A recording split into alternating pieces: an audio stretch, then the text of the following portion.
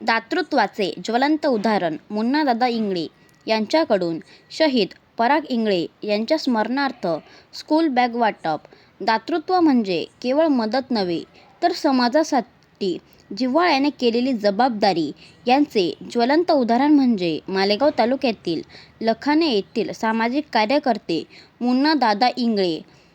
आपल्या आई व शहीद चिरंजीव पराग इंगळे यांच्या पवित्र स्मरणार्थ त्यांनी विविध सामाजिक व शैक्षणिक उपक्रम राबविले असून त्याच उपक्रमांच्या मालिकेतील एक भाग म्हणून नाळे शिंदुर्णे येथील जिल्हा परिषद शाळेत विद्यार्थ्यांना स्कूल बॅग वाटप करण्यात आले.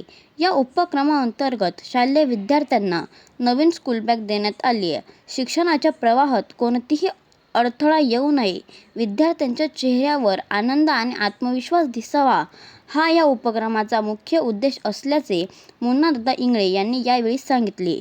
यापूर्वीही मुन्नादादा इंगळे यांच्या संकल्पनेतून विविध ठिकाणी शवपेटी वाटप, दप्तर वितरण तसेच इतर सामाजिक व शैक्षणिक उपक्रम राबविण्यात आले असून त्यांच्या या कार्यामुळे समाजात सकारात्मक संदेश जात आहे. या कार्यक्रमाप्रसंगी शाळेतील शिक्षकवृंद, ग्रामस्थ, पालकवर्ग तसेच सामाजिक कार्यकर्ते उपस्थित होते. विद्यार्थ्यांच्या चेहऱ्यावर उमटलेले समाधान आणि आनंद पाहून उपस्थितांनी मुन्नादादा इंगळे यांच्या कार्याविषयी मनसोक्त कौतुक केले.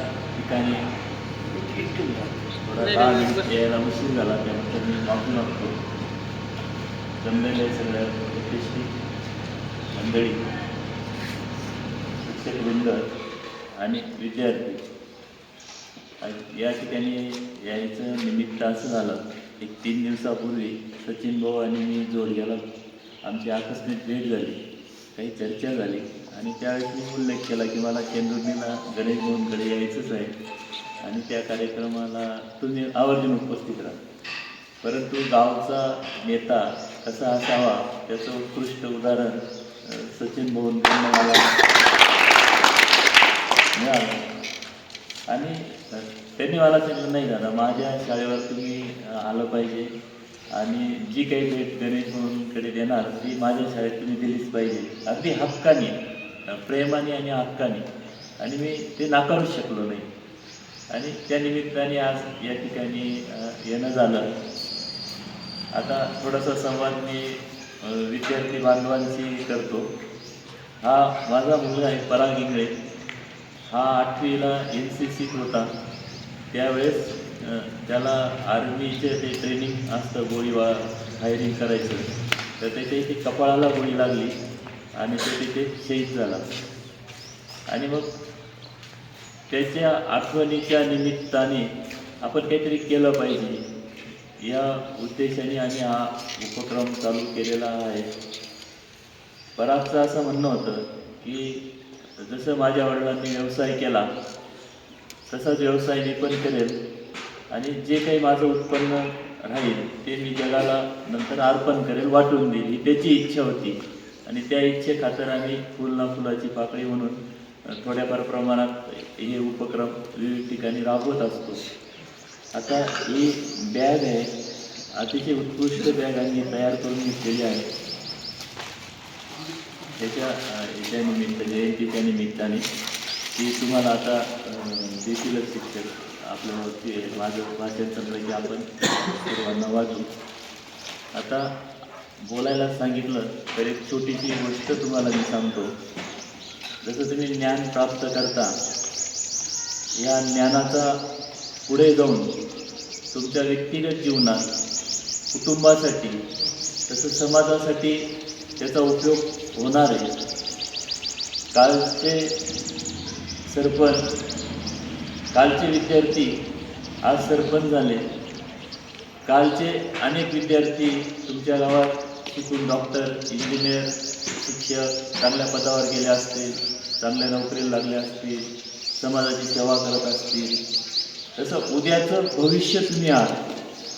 ज्यावेळेस तुम्ही आमच्यासारखे व्हाल, तुमची उंची वाढेल, मोठं व्हाल, शिक्षण होईल, त्यावेळेस या ज्ञानाचा उपयोग तुम्हाला समाजासाठी करायचा आहे.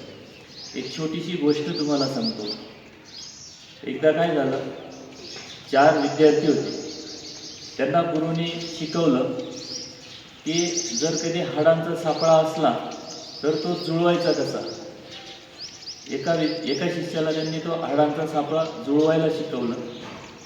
दुसऱ्या शिष्याला त्यांनी त्याच्यात मांस आणि रक्त वगैरे आणायला शिकवलं. आणि तिसऱ्या शिष्याला त्यांनी त्याच्यात प्राण कसा आणायचा हे त्यांनी त्या विद्येत ते पारंगत झाले.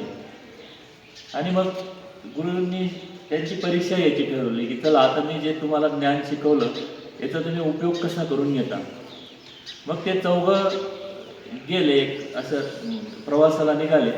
आणि निघताना त्यांना एका नदी आणि असं जंगल होतं, त्या जंगलातल्या नदीच्या झाडाखाली त्यांना सिंहाचा सापळा दिसला.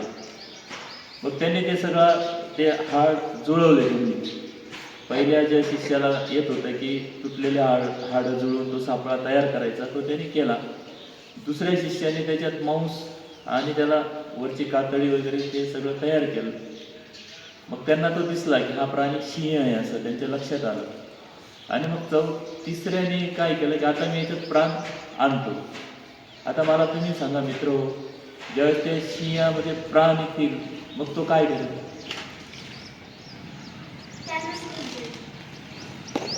मग असा जो चौथा जो होता ना तर या तिथीसारखा हुशार होता. मग तो म्हणला की अरे थांबा 2 मिनटं, तू त्याच्यात प्राण आणू नको, मी जरा झाडावर चढतो आणि मग तुम्ही याला जिवंत करा. ते म्हटले नाही रे काय होतं, तू थांब जरा, बघ आमचं तुला सहन होत नाही, आम्हाला हे सगळी विद्या येते, तू विद्या शिकलेला नाही, तुला विद्या येत नाही, म्हणून तुला आमचं जे काही आहे गुण ते तुला बघवत नाही, तू घाबरट आहे, तू मित्र आहे. तो म्हणला ठीक आहे, मी घाबरतो, मी मित्र आहे, मला तुमचे सगळे आरोप मान्य आहे, परंतु 2 मिनटं थांबा. मग ते झाडावर चढून गेला तो. आणि मग यांनी जे करायचे ते सगळे उद्योग केले. तो सिंह उठला, त्यांनी जोरात टरकाळी फोडली, तिघांना खाऊन टाकलं. आज या तिघांची काय चूक होती. त्यांना जे गुरूंनी ज्ञान दिलेलं होतं त्या ज्ञानाची ती परीक्षा होती. त्या ज्ञानात ते पास झाले का? पास झाले, त्यांना आलं, तो सिंह तयार करता आला. परंतु ज्ञान वापरायचं कुठे हे आपल्याला जीवनात शिकणं महत्त्वाचं असतं. आणि ज्याला त्या ज्ञानाचा उपयोग करून घेता येतो त्याचं जीवन हे यशस्वी होतं. म्हणून तो चौथा जरी होता तरी या तिघांपेक्षा त्याला जगात वावरायचं कसं, समाजात वावरायचं कसं याची त्याला ती कला प्राप्त झालेली होती. अजून एखादी गोष्ट तुम्हाला आवडेल तर सांगतो, जर कंटाळा आला असेल तर पुढे जातो. ऐकायची का गोष्ट? ऐकायची ना? एकदा काय झालं, एक राजा होता, राजा. आणि त्या राजाला प्रधानाची नियुक्ती करायची होती. आता जे नियुक्त्या होतात, जे लोक निवडून येतात त्यांच्या नियुक्त्या कशा होतात माहिती आहे का? माहिती आहे का? मतदान होतं आणि ज्याला जास्त मतदान होतं ती व्यक्ती निवडून येते. पूर्वीच्या काही तसं नव्हतं. पूर्वी कसं होतं, राजा ठरवायचा, राजा एक परीक्षा घ्यायचा आणि त्या परीक्षेत जे उत्तीर्ण झाले त्यांना तो त्या पदावर नेमणूक करायचा. मग राजाने ठरवलं की आपल्या राज्याला एक प्रधान पाहिजे आणि प्रधानाची आपल्याला नेमणूक करायची. मग त्यांची परीक्षा घ्यायची.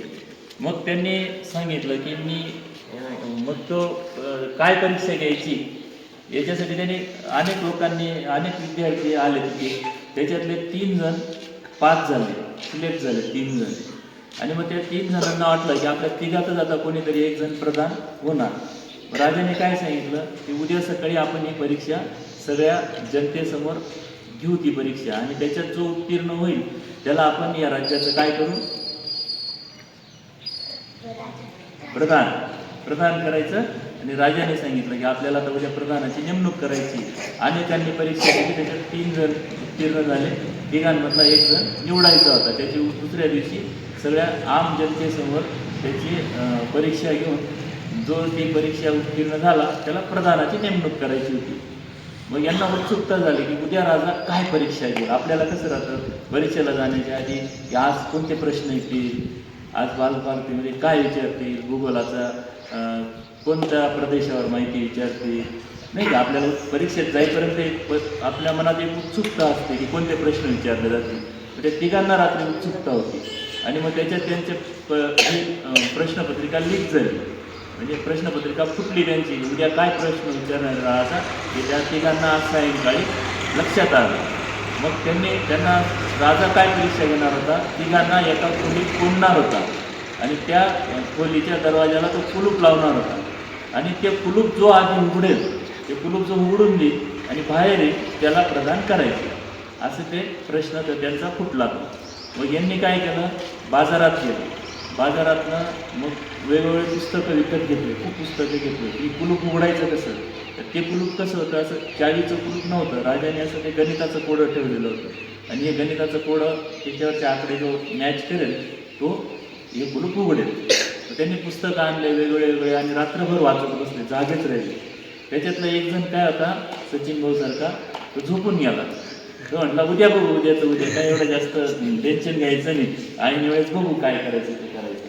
यांनी सगळे शेती केले, ते जुवा कर, हे कर ते कर.